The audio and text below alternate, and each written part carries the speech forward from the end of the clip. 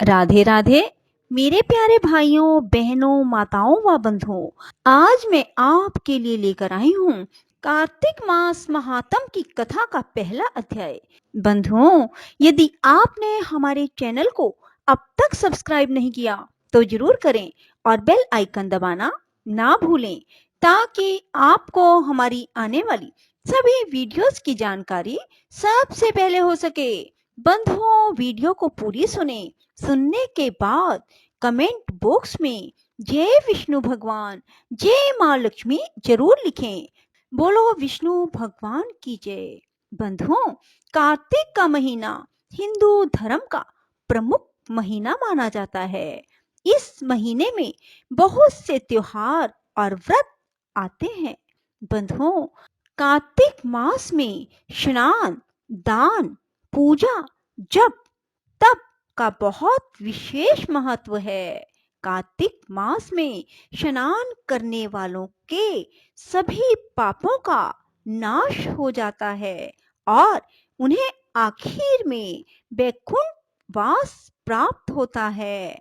बंधुओं, कार्तिक मास भगवान को बहुत अति प्रिय है। कार्तिक मास में किया हुआ व्रत, दान, नियम, कीर्तन अनंत फल देने वाले हैं, क्योंकि इस मास में किए हुए भगवान के निमित्त कृत्य से बढ़कर कोई यज्ञ तप नहीं है।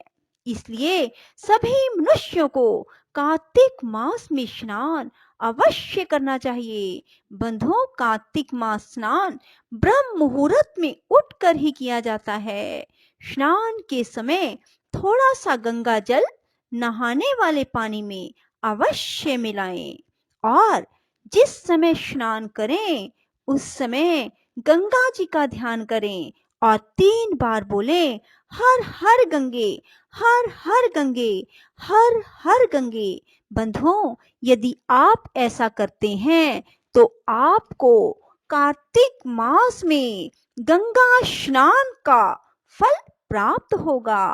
बंधुओं, कार्तिक मास में सुबह नहा धोकर कार्तिक मास महात्म की कथा सुने।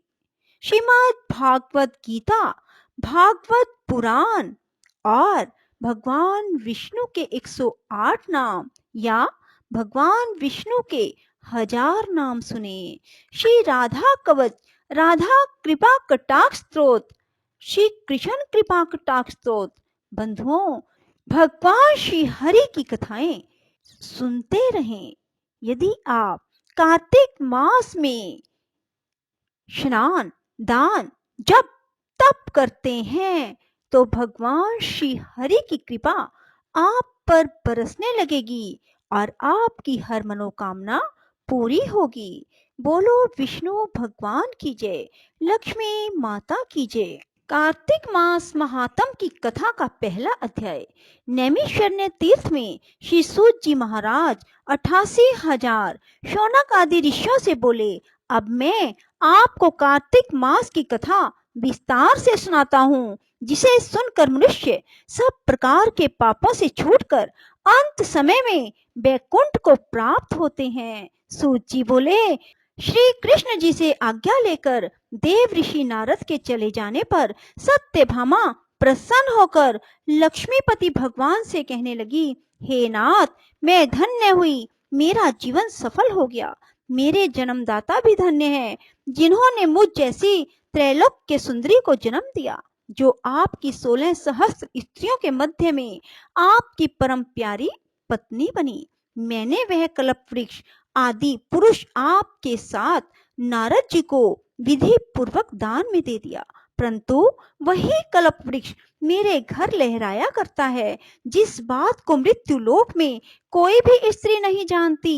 हे त्रिलोकीनाथ, मैं आपसे कुछ पूछना चाहती हूँ, आप मुझे विस्तार पूर्वक कार्तिक महात्म की कथा सुनाओ, जिसको सुनकर मेरा हित हो तथा जिसके करने से कल्प पर्यंत भी आप मुझसे विमुख ना हो। सूत जी बोले, सत्यभामा के ऐसे वचनों को सुनकर हंसते हुए श्री कृष्ण जी सत्यभामा का हाथ पकड़कर तथा अपने सेवकों को वहीं रोककर विलास युक्त अपनी पत्नी को कल्प वृक्ष के नीचे ले गए और हंसकर कहने लगे, हे प्रिय, 16,000 रानियों में से मुझे तुम प्राणों के समान प्यारी हो। तुम्हारे लिए मैंने इंद्र से तथा देवताओं से भी विरोध किया था। हे कांते, जो बात तुमने मुझसे पूछी है, उन अद्भुत बातों को सुनो। सूत जी बोले, एक दिन श्री कृष्ण भगवान ने सत्यभामा की प्रिय कामना के लिए गरुड़ पर सवार होकर इंद्रलोक जाकर कल्प वृक्ष मांगा। तब इंद्र के मना कर देने पर गरुड़ का इंद्र से घोर युद्ध हुआ और गोलोक में गरुड़ जी ने गौओं से युद्ध किया। गरुड़ की चोट से उनके कान और पूंछ कट करके गिर पड़े। उनके रुधिर से 3 वस्तु उत्पन्न हुई, कान से तंबाकू, पूंछ से गोभी और खून से मेहंदी। इन तीनों के प्रयोग करने से मोक्ष प्राप्ति नहीं होती। तब गौओं ने भी क्रोध में भरकर गरुड़ को मारा, जिससे उनके 3 पंख टूटकर गिर पड़े। इनके पहले पंख से नीलकंठ, दूसरे से मोर और तीसरे से चकवा चकवी उत्पन्न हुए। हे प्रिय, इनके दर्शन मात्र से ही शुभ फल की प्राप्ति होती है। यह सुनकर सत्यभामा बोली, हे प्रभो, मैंने पिछले जन्म में कौन कौन से दान, व्रत व जप नहीं किए। मेरा कैसा स्वभाव था, मैं किसकी पुत्री थी, मुझे मृत्यु लोक में जन्म लेना पड़ा। मैंने ऐसे कौन से शुभ कर्म किए जिससे आपकी अर्धांगिनी हुई। कृष्ण बोले, हे प्रिय, जो तुमने पूर्व जन्म में शुभ कर्म किए हैं, विस्तार पूर्वक कहता हूँ। पूर्व समय में सत्युग के अंत में मायापुरी में अत्रि गोत्र में देव शर्मा नाम का एक ब्राह्मण वेद वेदांत का जानने वाला रहता था। वह रोज अतिथियों की सेवा, हवन, सूर्य भगवान की पूजा किया करता था। उसका तेज सूर्य के समान तेजस्वी था। उसके वृद्ध अवस्था में गुणवती नाम की कन्या हुई। उसका विवाह उस पुत्रहीन ब्राह्मण ने चंद्रमास के अपने शिष्य के साथ कर दिया। चंद्र को अपने पुत्र के समान मानता तथा चंद्र भी उसे अपने पिता के समान सम्मान देता। एक दिन वे दोनों कुश और समिधा लेने के लिए वन में गए। हिमालय की तलहटी में भ्रमण करते हुए उन्होंने एक राक्षस को आते हुए देखा। उस राक्षस के भय के मारे उनके सब अंग शिथिल हो गए और भागने की सामर्थ्य भी न रही। तब उस काल के सदृश राक्षस ने उन दोनों को मार डाला। उनके धर्मात्मा होने के कारण मेरे पार्षद उनको मेरे पास बैकुंठ में ले आए, क्योंकि उन्होंने सूर्य भगवान की पूजा की थी। उस कर्म से मैं दोनों पर अति प्रसन्न हुआ।